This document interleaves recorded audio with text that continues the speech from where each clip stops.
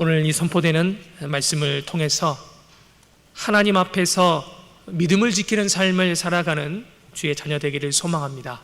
아멘. 날이 정말 덥습니다. 그런 의미에서 옆에 분들과 더워도 하나님은 계십니다. 우리 고백의 인사를 하겠습니다. 더워도 하나님은 계십니다. 더워도 하나님은 계십니다.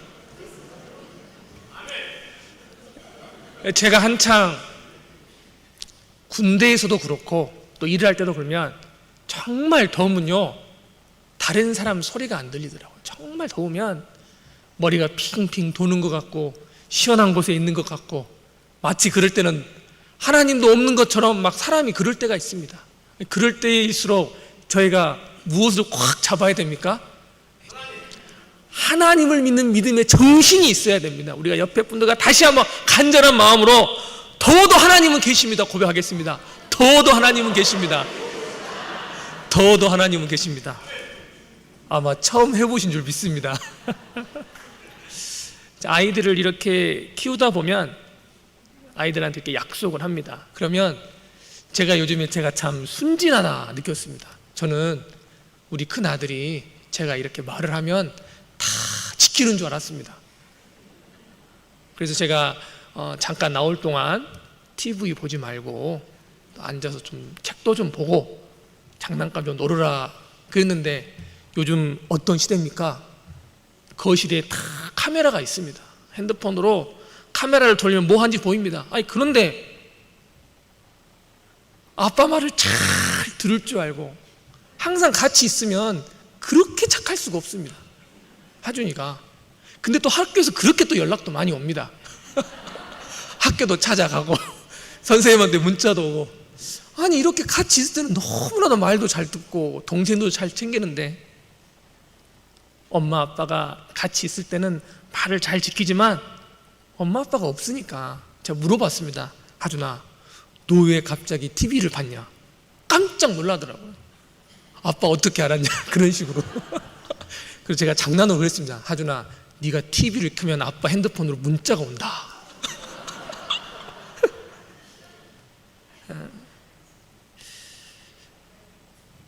내가 좋아하는 것이 이 아이들한테 먼저이지 부모님의 약속이 우선순위가 아니더라고요.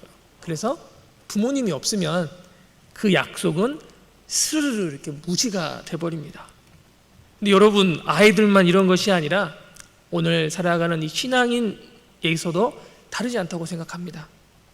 같은 믿음의 공동체 안에서 살다가 꼭 누군가 내 눈에 보이지 않을 때는 스르륵 내 마음이 이렇게 움직여서 분명히 하나님 말씀을 듣고 영광 돌리고 찬양하다가도 하나님이 없는 것 같은 그 순간 정결함과 거룩함 지키는 것이 참 어렵기 때문입니다. 믿음, 보이는 것도 참 중요하다고 생각합니다. 이 사람의 어떠한 신앙의 상태를 봤을 때 겉으로 보여주는 그런 모습, 그 믿음 잘 지키는 것도 중요하지만, 그보다 더 가장 먼저 앞서야 할 것이 바로 아무도 보이지 않는 그 자리에서도 과연 믿음을 지키는가, 이게 더 중요하지 않나 생각해 봅니다. 그래서 나의 삶 앞에 하나님이 항상 계신다고 이렇게 생각한다면 여러분, 이 세상이 얼마나 행복하겠습니까? 화도 못 내고 하나님 옆에 살아 계시는 것이 막 몸에서 삐쭉삐쭉 느껴지면 여러분 어떻게 그렇게 하겠습니까? 근데 저도 이런 말을 하면서 참 부끄럽습니다. 왜냐하면 여러분, 아이들 키우다 보면 화가 날 때가 너무나 많습니다. 특히 이 대한민국에서 아들 둘 키우는 거. 저도 저희 난강교회에서 아들 둘 키우시는 부모님들 보면 한마디만 하면 그렇게 동감이 되더라고요. 고생이 많으십니다. 여러분 다 아시죠? 아이들 보험을 넣지 않습니까? 태아 보험도 넣고 남자 아이들이 1,000원인가 더 비쌉니다. 왜 비싸겠습니까? 다치고 부러지고. 오늘 저희도 만약에 하나님 앞에 서 있다면 여러분, 저희 어떻게 했습니까? 성경에서 이 하나님을 만난 사람들의 모습이 다양하게 많이 나오는데, 대부분 하나님을 만나면 우리들이 그냥 생각했을 때 내가 지금 하나님을 만난다? 얼마나 여러분 기쁘겠습니까? 감사가 넘칠까요? 이따가 하나님 만난다는데 꼭 죽어서 만난다는 게 아니라 직접 대면하고 만날 수 있는 기회가 실제적으로 있다면 여러분 기대가 안 되겠습니까?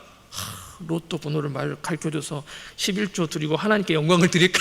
예를 들어서 갖가지 다양한 기쁨이 있지 않겠습니까? 그런데 성경에서 보면 대부분 하나님을 만난다, 여러분 떨립니다. 두려워합니다. 이사야가 성전에서 하나님의 영광을 보자 그의 고백은 나는 죽었다. 기드온도 타작 마당에서 천사를 만날 때 나는 죽었다고 고백합니다. 또 베드로도 예수님의 기적을 보고 엎드리며 자신은 죄인이니까 떠나시라고도 이야기합니다. 여러분, 사람은 그렇습니다. 하나님의 거룩한 그 신성을 경험하게 되면 때론 두려워 떨기도 하고 자신의 연약함에 부끄러워합니다. 어떠한 특정한 장소에서 만날 때 꼭 그런 것만이 아니라 어느 곳이든 어디든 하나님을 경험할 때 분명 두려워함이 있고 절대적으로 스스로 함부로 하지 못하는 것들이 있다는 것입니다. 하지만 하나님을 믿고 따르는 사람들이 이런 하나님에 대해서 별다른 감흥이 없는 시대가 여러분 지금 시대인 것 같습니다. 하나님 도대체 어디 계신가? 물론 꼭 집어서 어디 계신가라고 말할 수는 없지만 하나님은 어느 곳에라도 계시고, 그 중에서 성경이 말하는 것, 성경은 하나님은 특별한 곳에 계신다고 이야기하면서 이 세상 다 계시는 것과 전혀 다른 바로 이곳, 특별한 하나님의 영광이 베풀어주는 곳을 성전이라고 또 표현합니다. 그래서 이들에게, 특히 이스라엘 백성에게 성전은 그렇습니다. 하나님 앞이라고 생각해서 각별하게 조심합니다. 하박국 2장 20절 말씀입니다. 오직 여호와는 그 성전에 계시니 온 땅은 그 앞에 잠잠할지니라 하시니라. 아멘. 여러분, 이러한 성전, 예루살렘 성전이라고 합니다. 이들에게서 성전은 그렇습니다. 자신의 일생과 바꾸어도 좋다 할 정도로 아주 귀한 그 가치 이상의 것이 바로 성전입니다.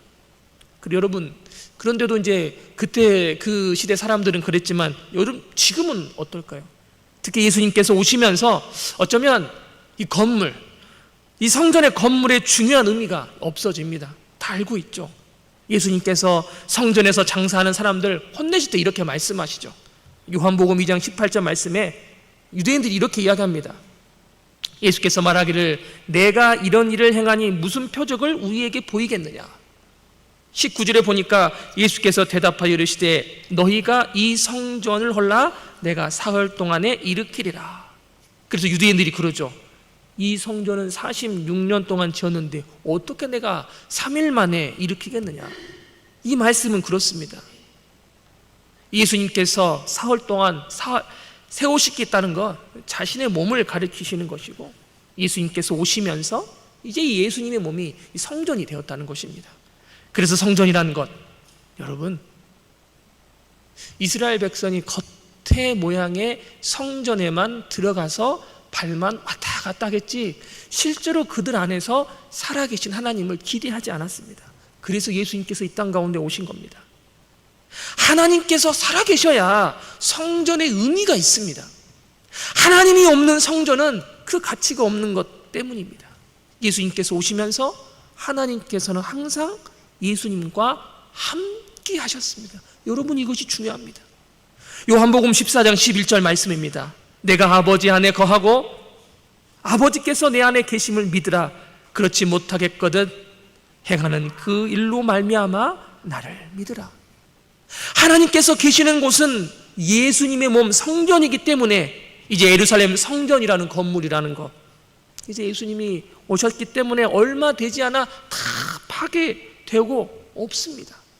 이제 달라진 것, 예수님의 몸이 성전이고 부활 승천 후 예수님의 몸은 그렇습니다. 교회가 이제는 예수님의 몸이 되었습니다. 그래서 이제 교회가 성전이 되었다는 것입니다. 교회당이 성전이 아니라 여러분, 교회가 성전입니다. 고린도전서 3장 16절은 이렇게 말씀합니다. 너희는 너희가 하나님의 성전인 것과 하나님의 성령이 너희 안에 계시는 것을 알지 못하느냐. 여러분, 오늘 저희가 모이는 교회의 모임도 그렇습니다. 믿음의 사람들 앞에서 우리는 하나님께서 계시는 자리이기 때문에 여러분, 저희가 각별히 조심하기 원합니다. 저희 난강교회가 갈수록 살아 움직이고 있습니다. 모임이 활성화가 되고 갖가지 선교와 봉사에 먼저 하려고 애쓰고 있습니다. 그럴 때 오늘 우리 안에 각별한 조심함의 마음이 있기를 원합니다. 오늘 바로 이곳은 하나님께서 살아계시는 곳이며 성도들이 모이는 곳, 오늘 그곳에 하나님의 살아계심이 있다는 것입니다. 하나님께 찬양으로 영광 돌리는 찬양대원의 모임도 여러분 다르지 않습니다. 조심. 여전도의 원로의 구역 모임, 교회에서 하는 모든 것들 하나님께서 살아계심을 바라보며 믿음으로 조심하기를 원합니다. 오늘 본문 6장 19절 말씀입니다. 너희 몸은 너희가 하나님께로부터 받은 바 너희 가운데 계신 성령의 전인 줄 알지 못하느냐. 너희는 너희 자신의 것이 아니라. 아멘. 여러분, 우리가 이 말씀 가운데 더 변화되기를 원합니다.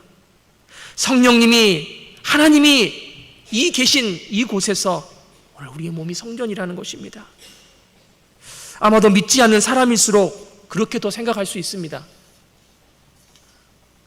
그런 하나님 그렇게 믿으면서 간섭받으면서 내 하고 싶은 대로 살아가는 것이 정말 좋은데 이 세상 그냥 자유롭게 살아가는 거 얼마나 좋겠냐. 종교가 가지고 있는 그런 규율에서 제한돼서 살아가는데 얼마나 불쌍해 보이냐. 이것이 오늘 세상 사람들의 시각의 모습입니다. 안 그래도 세상 때문에 답답해 죽겠는데 교회까지 가서 내가 그렇게 답답한 삶을 살아야 될까?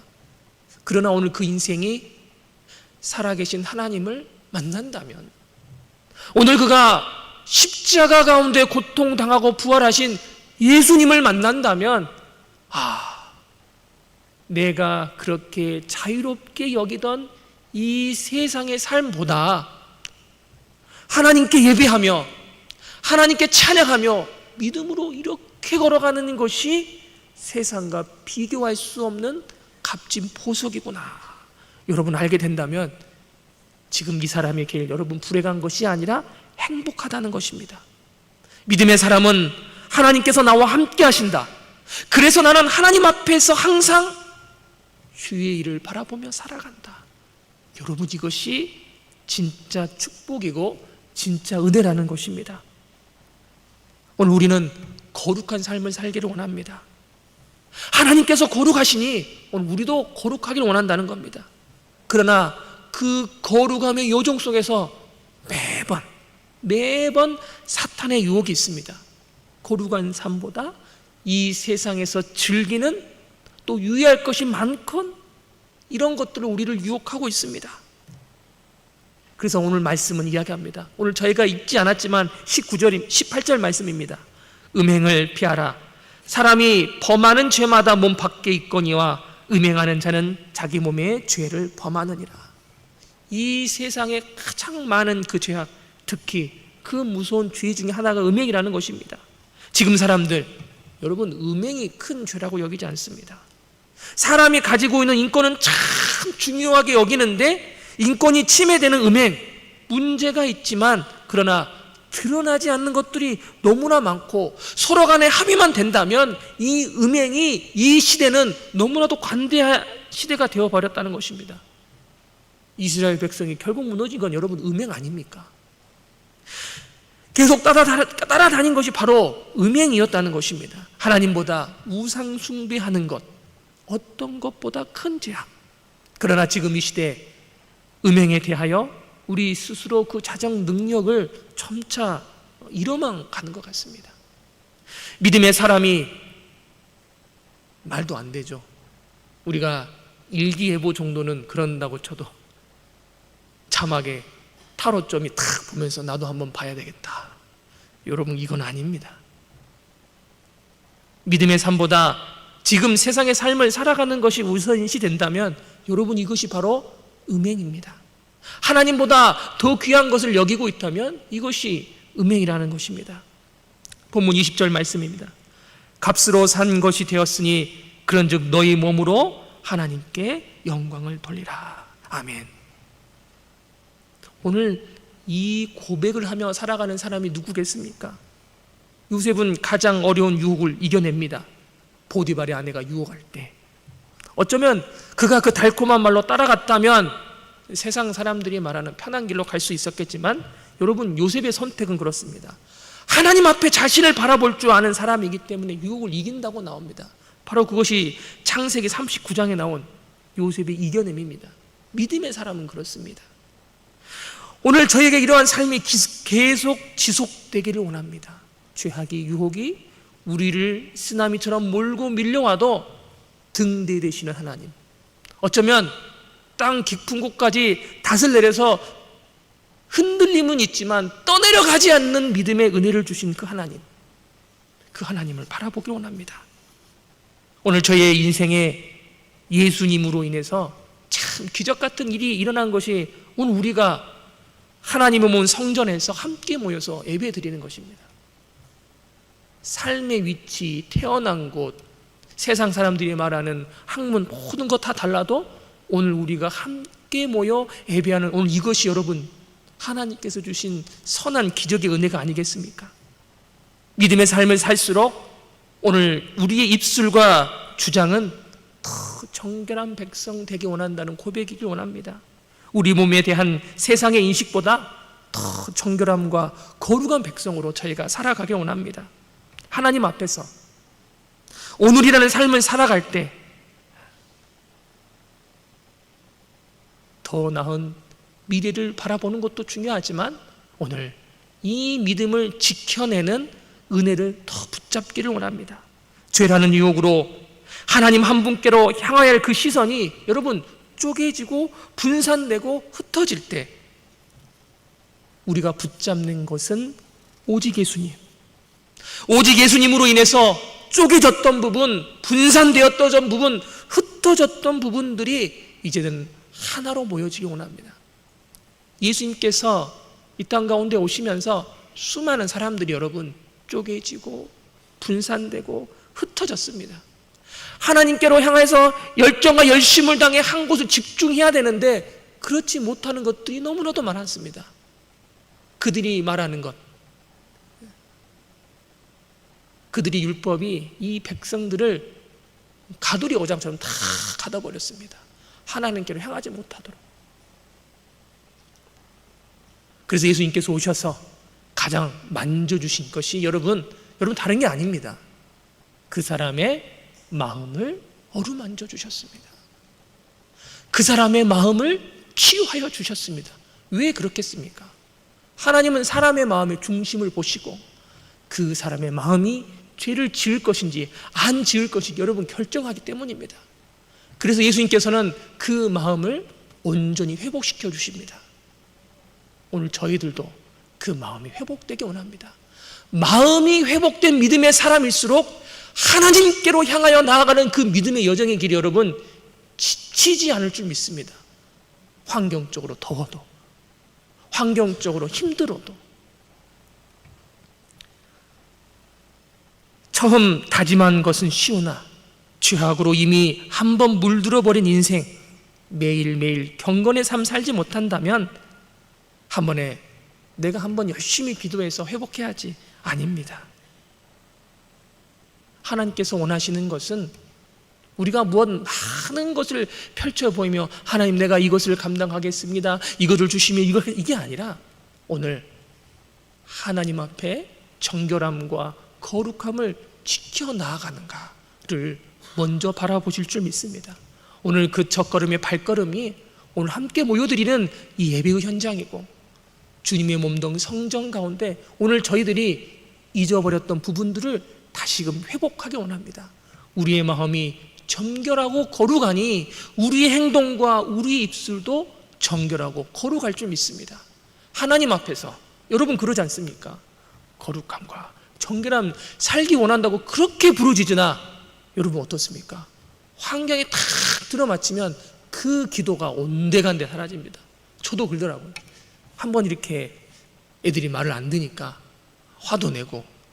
때론 해초리 같은 것도 하지만 여러분 마음이 좋지 않더라고요. 그래서 내가 이걸 안 해야지 하면서 또 어느 순간 하게 되는 참 부끄러운 모습. 우리의 모습이 그렇습니다. 그러나 하나님께서는 분명 그 마음을 기억하십니다. 그 죄악의 온탕 가운데 빠져 허우적거릴 때 하나님을 부르짖기를 원합니다. 혹은 그 가운데 미끄러져 넘어져 떨어질 때도 하나님을 붙잡기를 원합니다. 우리의 마음에 하나님을 더 향한 마음이 필요하기 때문입니다. 오늘 이 세상 삶을 살아갈 때 가장 필요한 그 믿음의 요소가 교제를 통해서 믿음 안에서 회복되어지는 주의 자녀 되기를 원합니다. 하나님께서 영광 받기를 원하시면 성령님이 함께 하시는 우리의 몸 결코 사탄의 유혹에 넘어가지 않을 줄 믿습니다. 오늘도 믿음을 지키어 내는 주의 자녀 되기를 주의 이름으로 기원합니다.